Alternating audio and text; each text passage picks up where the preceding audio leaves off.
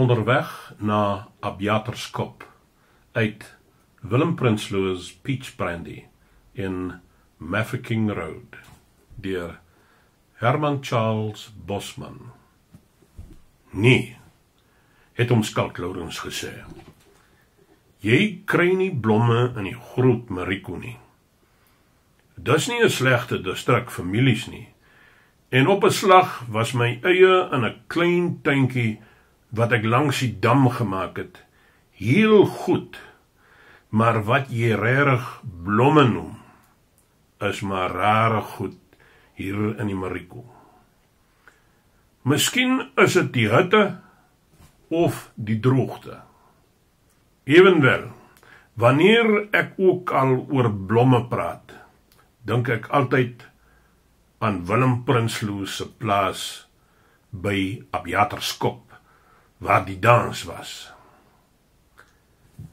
En ek dink aan Fritz Pretorius, wat daar bleek en siek langs die pad gesit het.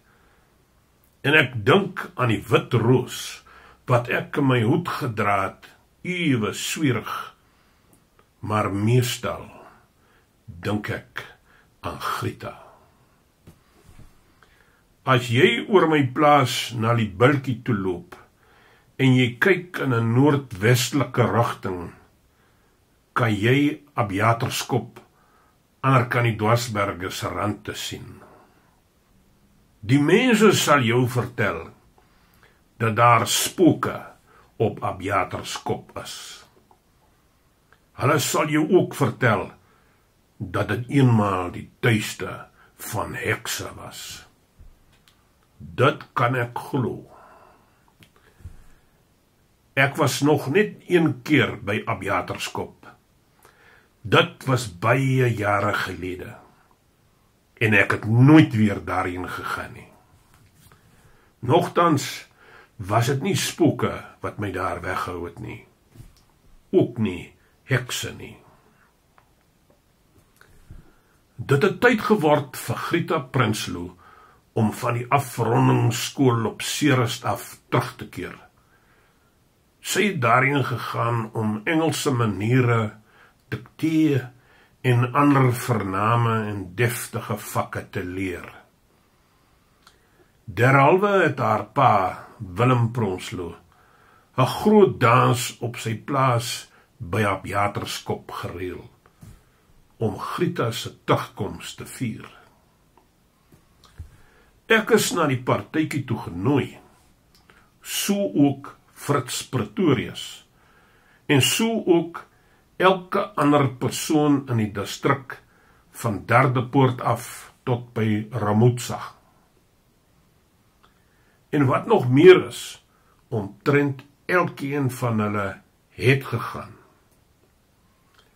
Natuurlik was ons almal ietwat senuweeagtig om Grieta te ontmoet, met al die superieure dinge wat sy by die afrondingsskool geleer het, so ons nie maklik met haar op 'n geselserige manier kon praat, asof sy maar net 'n gewone boeremeisie was nie.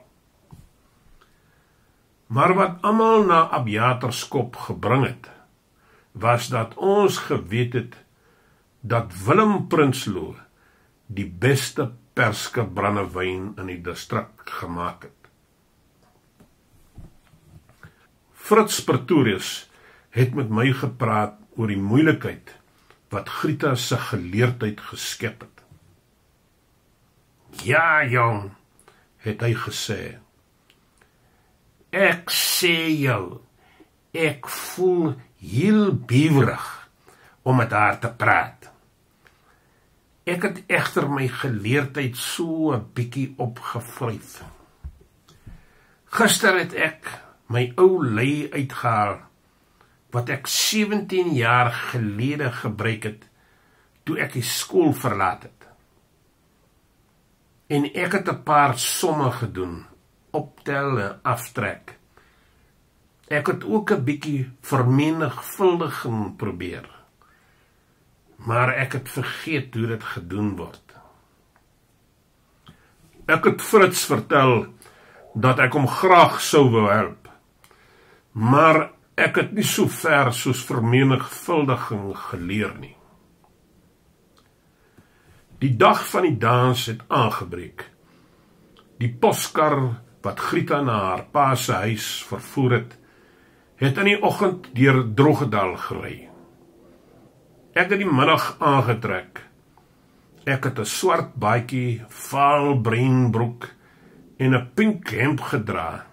Ek het ook die bruin skoene wat ek 'n jaar tevore gekoop het en waar daar nog nie geleentheid was om dit te dra nie, aangetrek. Want ek sou verspot gelyk het as ek op die plaas met 'n paar winkelskoene rondgeloop het, terwyl almal tuisgemaakte velskoene gedra het.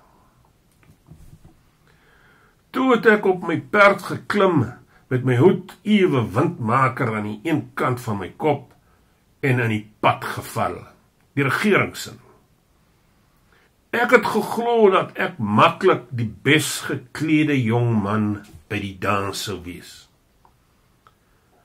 Dit was amper sononder toe ek by die voet van Abiaterskop aangekom het.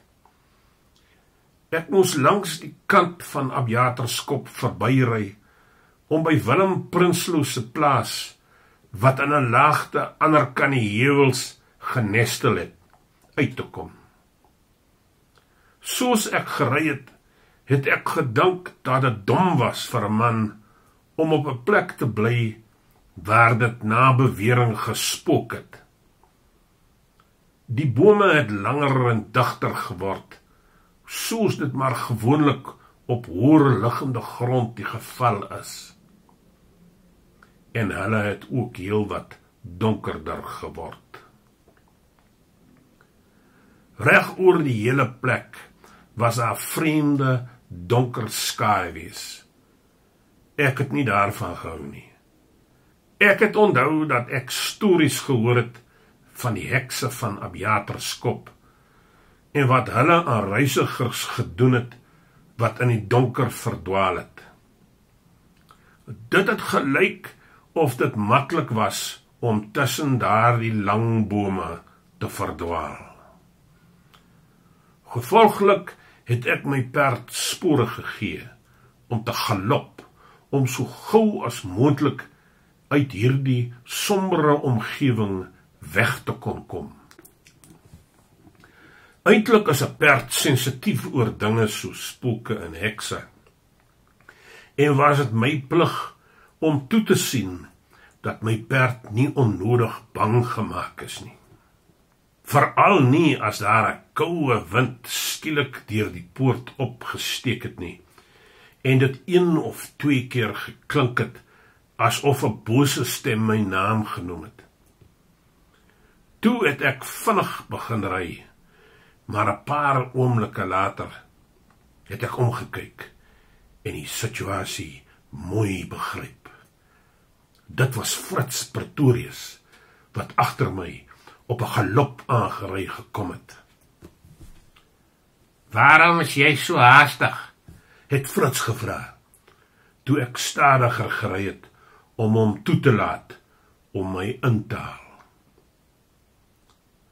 "Ek wil graag deur daardie bome kom, voor dit te donker geword het ek geantwoord. Ek wou nie hê my perd moes skrik gemaak word nie." "Dit is seker waarom jy met jou arms om sy nek gery het Fritz opgemerk. "Om hom te kalmeer." Ek het nie daarop geantwoord nie. Maar wat ek wel raak gesien het, was dat Fritz ook baie modieus aangetrek was. Dit is so dat ek hom geklop het wat die hemp en die stewels betref.